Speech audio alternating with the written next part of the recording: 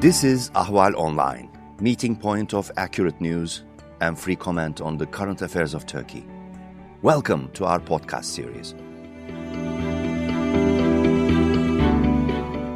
Hello and welcome to Talking Turkey. I'm your host, Ahval editor David Lepeska, and with me today is Ghanem Nuseibeh, founder of London-based consulting firm Cornerstone Global Associates and chair of the British charity Muslims Against Anti-Semitism. Hello, Ghanem, and thank you for joining us today.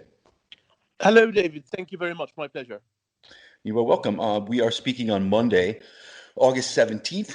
4 days after U.S. President Donald Trump, Israeli Prime Minister Benjamin Netanyahu, and the Crown Prince of Abu Dhabi, Sheikh Mohammed bin Zayed, announced the normalization of relations between Israel and the United Arab Emirates in return for Israel taking annexation of the Palestinian territories off the table. This marked a major breakthrough and a great shift in how Arab countries view the Israel-Palestinian issue. Many expect other Gulf states, such as Bahrain and Oman, to soon follow the Emirates' lead, while some regional actors, notably Turkey, which is considering suspending diplomatic ties with the UAE after this deal, argue that in accepting the current Israeli position, the deal betrays the Palestinians, dismissing their demands in favor of economic ties, sort of putting greed above Muslim solidarity.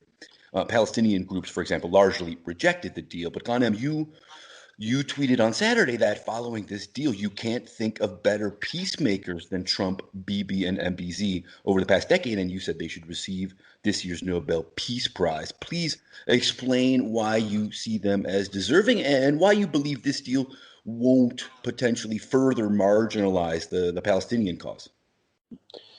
Well, first of all, the fact that a deal has been signed between Israel and any Arab country is extremely significant because the first direct contacts that happened between Israel and the Arab world started in 1991 in Madrid, so almost 30 years ago, and we've really reached.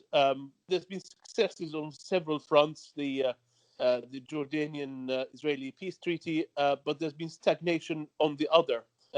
The Madrid peace process, as it was called, which ushered in the sort of the peace era between Israel and the Arabs, was meant to tackle all sorts of problems and issues and normalize relationships. And the Palestinian issue was one of them. The Palestinian leadership at that time decided to start its own back channel. In fact, they were part of a joint negotiating team with Jordan, did their own back channel and secretly negotiated Oslo, to the surprise of their co-negotiators, the Jordanian peace team.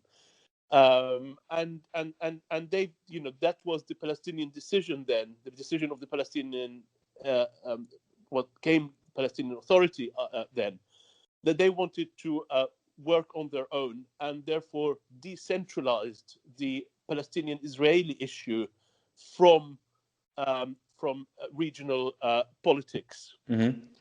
And so what happened afterwards is that the Jordanians in 1994 thought we've been essentially dumped by the Palestinian PLO side and signed their own peace treaty with Israel that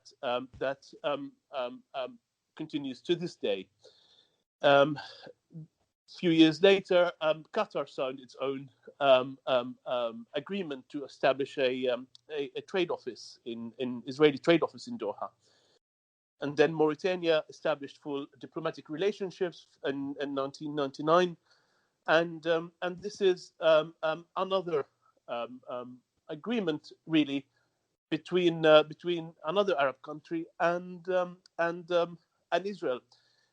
Now, this is the first time in this generation, at least in the past 20 years, that there has been a new Arab-Israeli agreement, peace treaty, and that would not have been possible without the intervention of President Trump and the team around him, and of course the leaderships of the UAE and of Israel.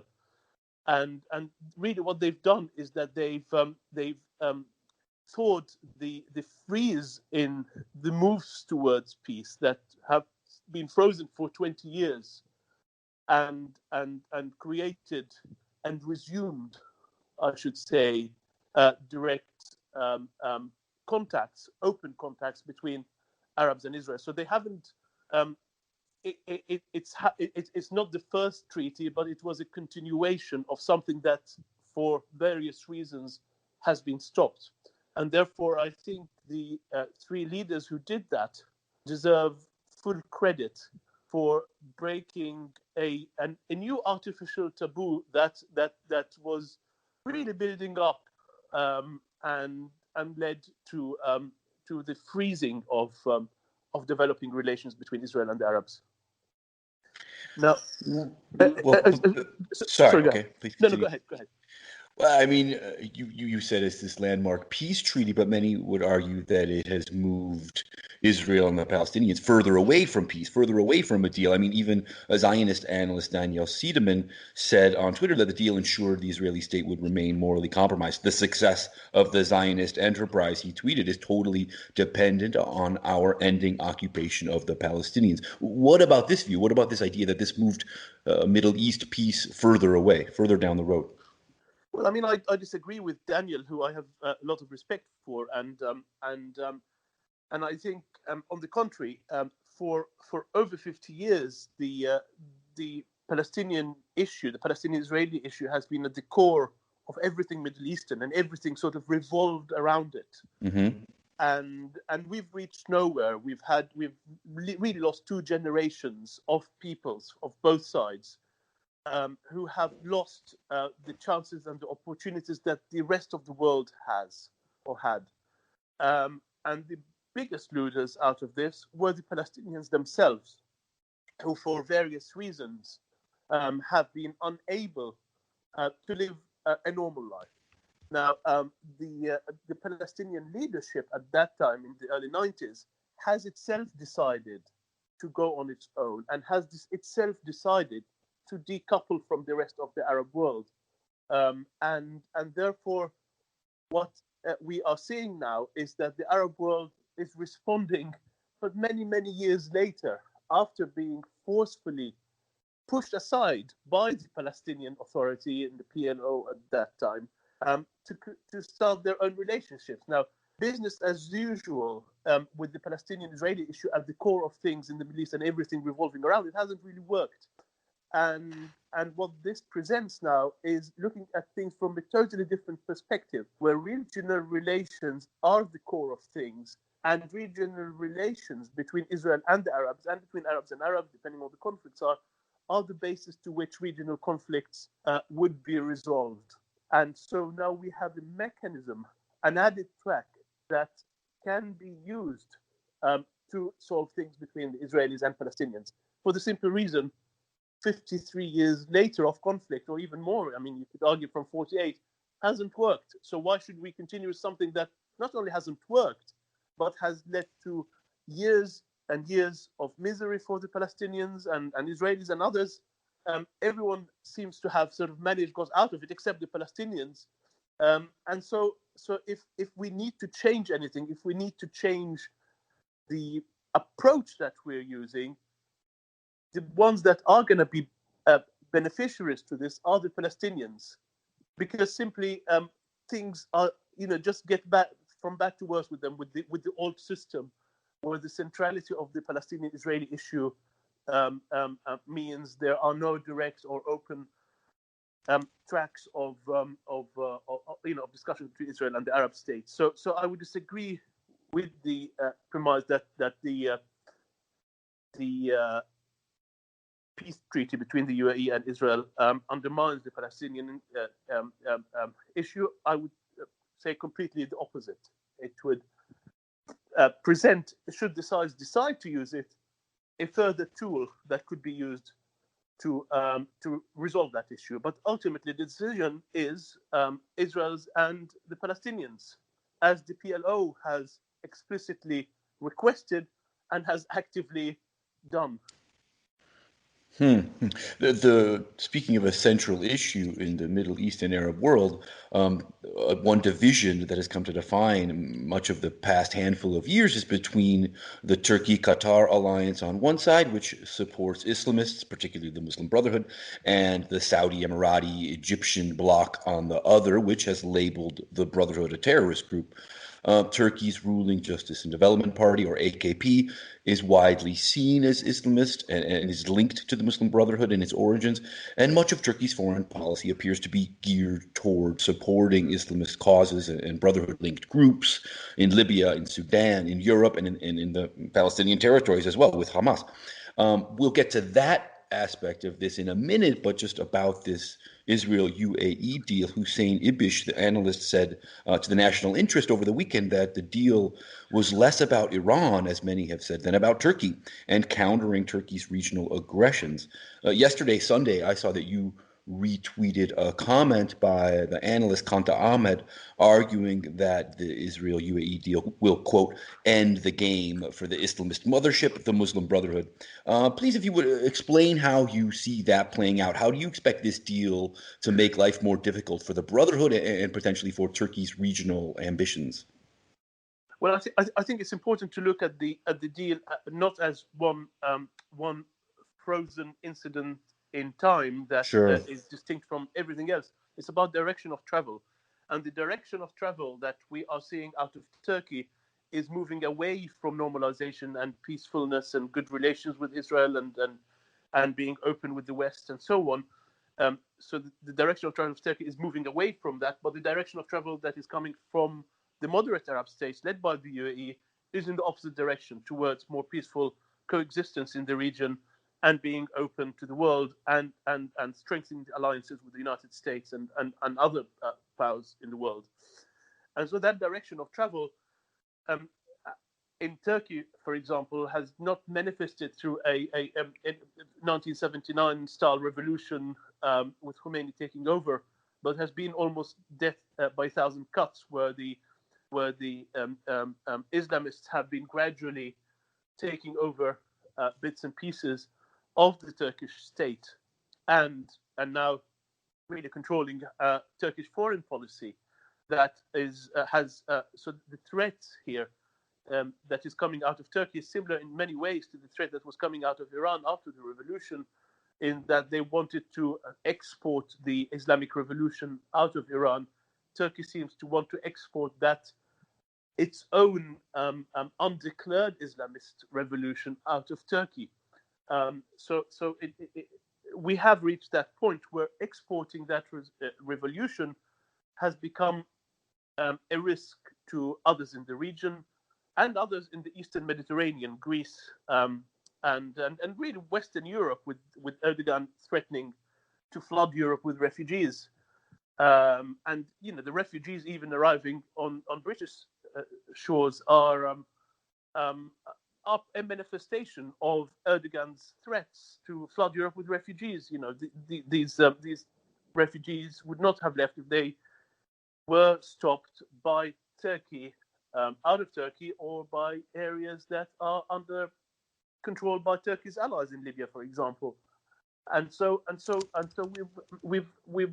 those directions of travel means that the agreement between the UAE and Israel consolidates the direction that this moderate camp is moving in, and clearly to the disruption of the other camp, which is moving in the opposite direction and trying to pull the region back into extremism in the same direction that the Iranian revolution wanted to pull the region back, and it led to really the 8-year war between Iraq and Iran. And now we are in the middle of several wars that Turkey is actively involved in, whether in Syria or in Libya, and potentially in Greece and the Mediterranean, and who knows potentially where that could also lead to. But you'd also see it the other way, that this UAE-Israel deal, along with the United States, kind of cements their position as against the Turkey-Qatar alliance and its efforts in the region, and kind of suggests moving towards greater antagonism. You could also argue that it plays into the hands of Hamas, which has always argued that Israel could never be a trusted partner. What of that view? Well, I mean, there are two things here. One is Turkey is the sort of the ideological provider of Sunni Islamist extremism that is pushing all those with it. So without Turkey's ideology, we wouldn't have the move towards extremism on the Sunni Islamist front. Yeah, the issue of Qatar here, really, I think we need to look at Qatar as they really fund those activities. There's very little ideology coming out of Qatar. Mm-hmm. Except latching on to the ideology of the Muslim Brotherhood, which has nothing to do in its development with the Qatar regime. For various reasons, the Qataris have decided to fund and sponsor those extremist Islamist activities and align themselves with Hamas and the Brotherhood and al-Nusra, the allies of al-Qaeda in Syria, and so on. So yes, I mean this deal counterbalances the camp that includes the ideology of the Muslim Brotherhood promoted by Turkey, Qatar mainly their money and ultimately then money and media that they work on, and there are various proxies around the world, both like Hamas in Gaza, the Islamists in Libya or Syria, and various other proxies that they're trying to create in Somalia and Niger and other places. About Turkey and Israel, Erdogan and his AKP are often seen as anti-Semitic and have sometimes played into this view by leaning into troubled Israel-Turkey ties, possibly to curry favor with their base. But it was noticeable, I thought, that Turkey did not denounce Israel for the UAE deal, just focused on the Emirates' betrayal. To me, this highlighted how Erdogan and Turkey play a sort of double game with Israel, regularly and publicly denouncing Israeli leaders like Bibi, who often does the same thing, while quietly maintaining close economic relations. Is this how you see Turkish-Israeli ties? Well, I mean, I think it's exactly. I mean, this is what you've described has in fact happened. He hasn't threatened to cut ties with Israel, which shows the hypocrisy of Erdogan. And there are various reasons why he's doing that. Turkish Airlines, for example, is the largest airline that flies out of Ben Gurion Airport. Obviously, that's now going to be undermined. Mm-hmm. And you're talking about 9 or 10 flights a day. Once we're out of COVID or pre-COVID. Now, I would probably predict most of this is just going to disappear with Emirates and Etihad potentially taking over those. Now, there's a lot of Turkish construction going on in Israel, and obviously. He's personally, or his allies are personally connected to those companies. So there's real business for him there.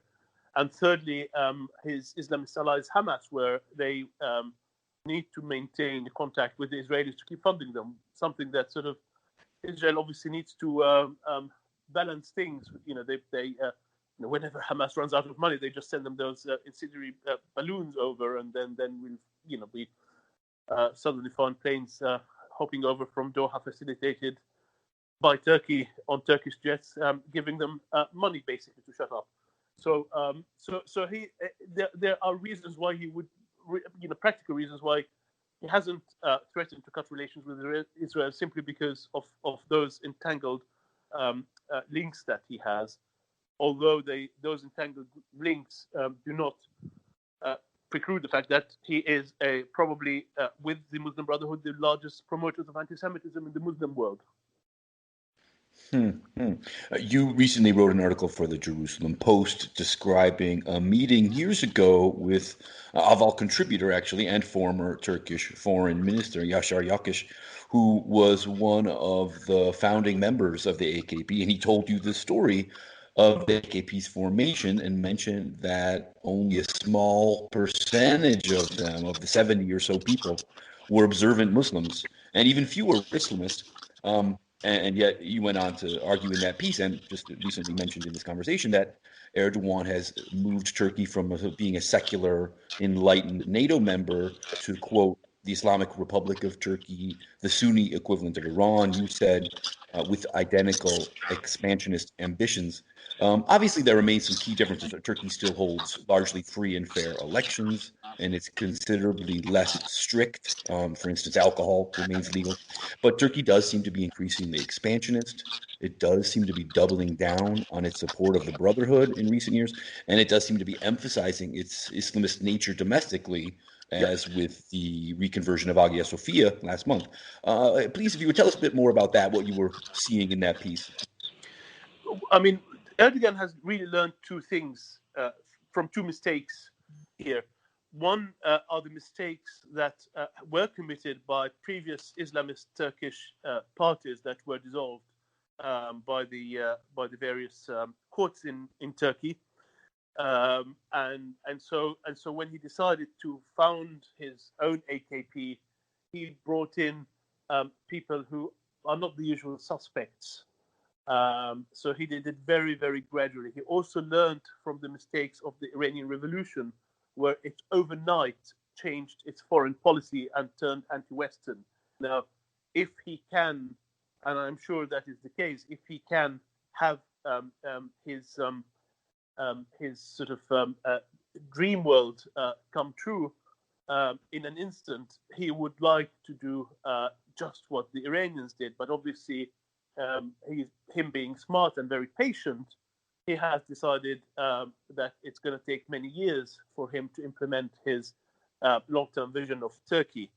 And that vision included really sneaking in very, very gradually with a political party that almost without people noticing spread its tentacles around the systems and the apparatus of power in the Turkish state and in Turkey.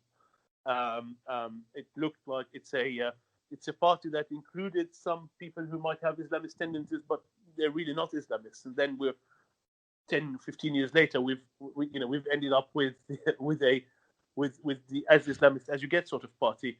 And he's doing exactly the same on the foreign policy, particularly with the interventions that he's doing out of Turkey. Again, very gradually learning from the mistakes of Iran. He did not go, for example, after taking power into a war with the UAE or with Saudis or whoever, or Israel, instantly, which was the mistake of the Khomeini revolution. He played it very, very smartly, and I think we've reached a point where we're beyond the wake-up call point. We've reached the panic point where we are seeing a Turkey that is very much turning into an Islamic republic like Iran. Well, many argue, though, that the Islamism of the AKP is often overstated and that Erdogan mainly embraces these very conservative positions to curry votes. Your piece highlights Turkey's Libya intervention as mostly about backing the Brotherhood. But many argue that Turkey's Libya intervention is less about Islamists, which only make up part of the Tripoli-based Government of National Accord, or GNA, that Turkey supports, and more about its maritime claims in the Eastern Mediterranean. And they point to Turkey's recommitment or redoubling of its intervention in Libya just weeks after signing the maritime borders deal with the GNA last year. Well, I mean, absolutely. He's got his expansionist interests and aims that include energy and other things that are of interest to his regime. But because of what he is, and the same with Iran, I mean, the reason why he is doing so, and the way that he's doing that, is by using Islamists, and the byproduct of this would be to install essentially allies of his who are going to be Islamists and who will end up forming extreme Islamist governments in power. So for him to be able to take control of, for example, the oil in Libya, we will need to have an Islamist government in Libya. Now, that is not what Europe wants. Now, there are other ways to expand your influence around the world. For example, the way that the UAE is doing it, and through soft diplomacy and so on. Obviously, there are more hotter areas of conflict, but that's not what the reason is. The reason is to counter the Islamist expansionism. Erdogan here is using Islamists to advance his aims that not only include spreading the ideology of the Brotherhood, although that is a central tenet of it, but also to advance his interest in putting his hands on natural resources around the world and geostrategic positions, both in the Middle East, in the Mediterranean, and in parts of Africa, across Africa, really. Speaking of what Europe wants, former Minister Yakash warned you in that piece I mentioned before that Turkey's Libya intervention could potentially create a, quote, new Syria.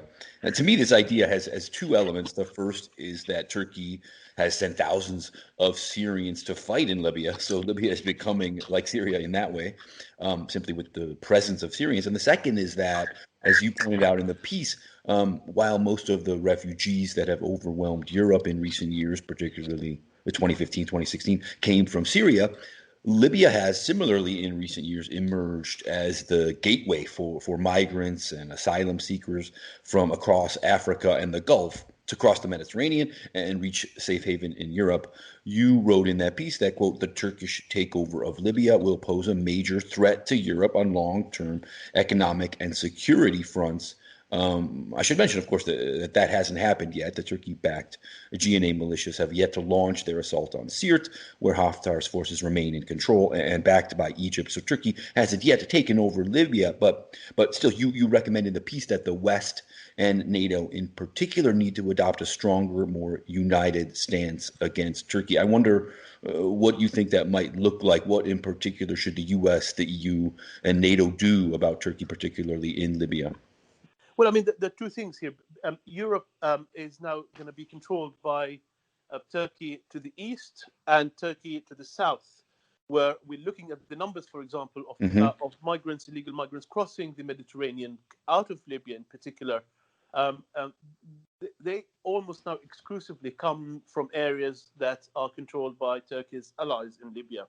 The other areas are really whoever is in charge there is ensuring that migrants don't go there. So Erdogan's threat of flooding Europe with refugees has now an added part where he can not only implement it by sending refugees from the east but also from the south.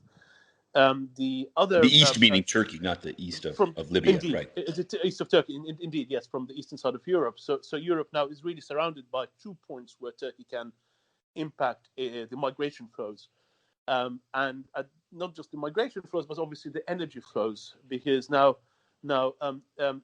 Europe, not just the EU, really Europe is now going to be controlled if he takes over Libya properly. Turkey will be in control of the energy flows into Europe, and that is a position that weakens Europe significantly on a strategic level, because then they'll be stuck between Russia and Turkey, and sort of not only you will have a national security risk, but the energy security of Europe becomes significantly more threatened. Sure. But Europe has mainly fumbled with handling Turkey in Libya and in the Eastern Mediterranean. So I'm wondering what you think it should do. And I should mention that Turkey is, of course, a NATO member.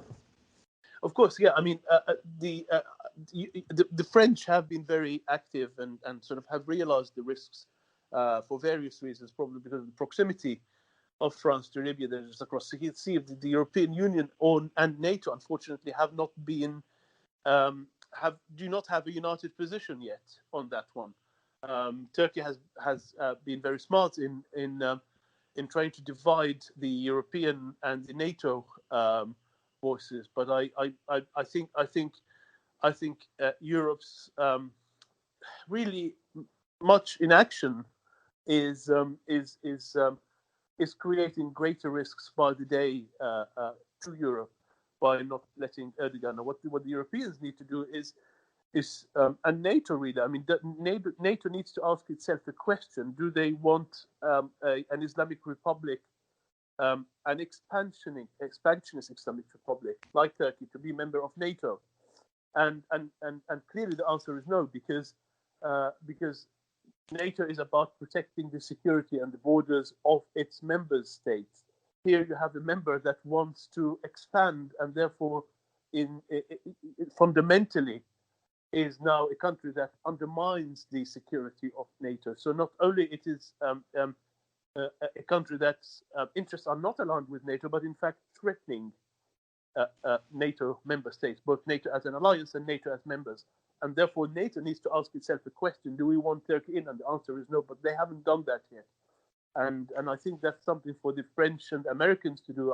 The UK has been very much. Well, but wait a second. Before we go further into that, Yeah. even if there was total consensus inside NATO about kicking Turkey out, as many have said, no mechanism exists in NATO's founding charter to revoke a state's membership. It's never happened before, so it would be unprecedented. It would be a difficult step, to say the least. Well, absolutely. I mean, what we're saying is unprecedented moves by Turkey, that they are, being threatened there. I mean, you're talking about a situation where there is no alliance really there, and so you're just basically exposing yourself and becoming really militarily incompetent by keeping Turkey in, that you can't do anything. I mean, the alternative would be to create a new organization, which is unrealistic. I think NATO members need to somehow put a plan in place where they can have Turkey's membership suspended or expelled.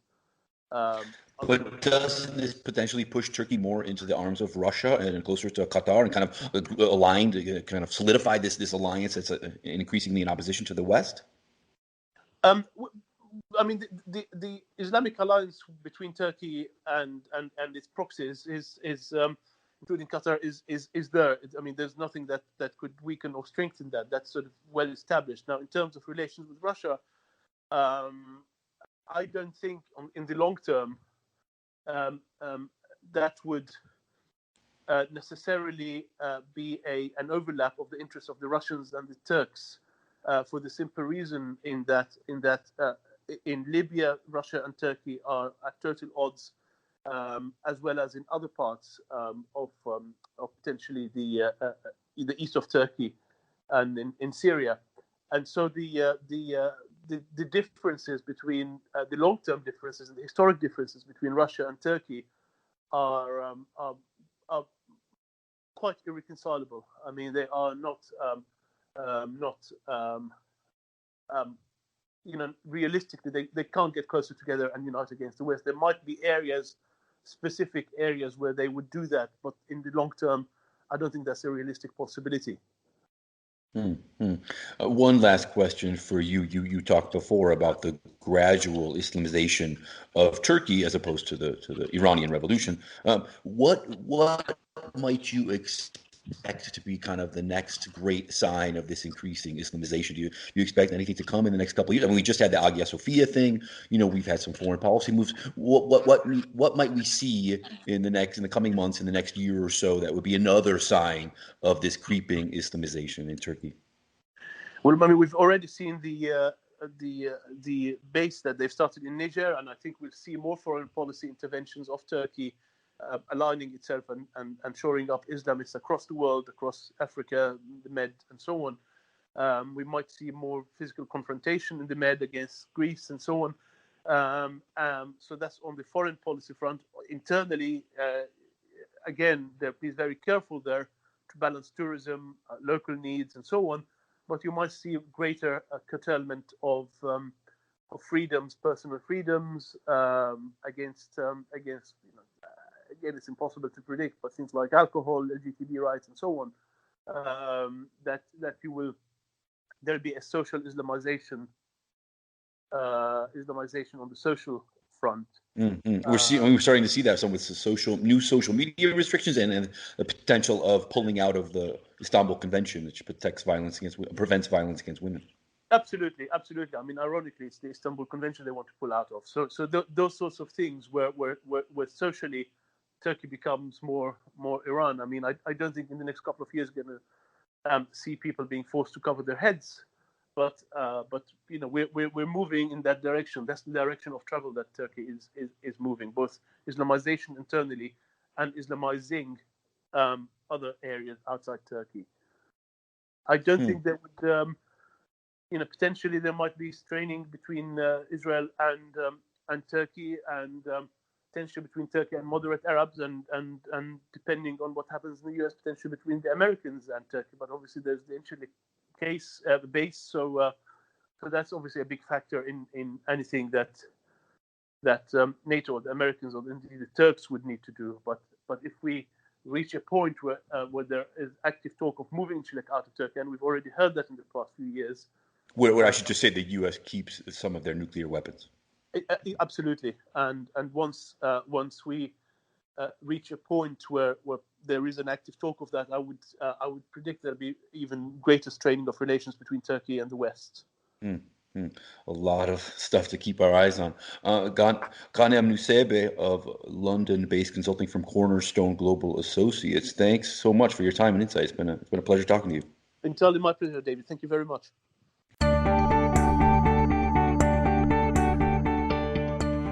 You can follow Ahval News Online podcast series through Apple Podcasts, Spotify, YouTube, Google Podcasts, SoundCloud, and Spreaker.